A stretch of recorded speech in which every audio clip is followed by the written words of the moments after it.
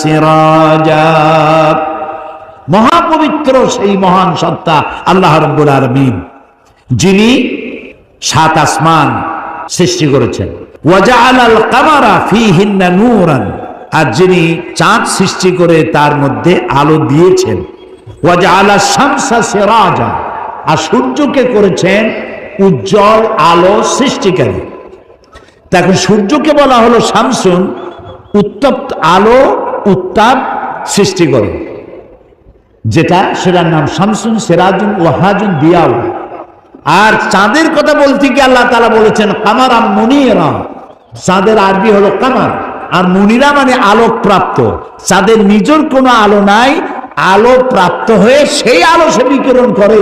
এই কথা কোরআন শরীফে আল্লাহ তাআলা 1400 বছর আগে বলে দিয়েছেন। সুবহানাল্লাহ। এরপরে আপনারা দেখুন, এই যে উদ্ভিদ গাছপালা,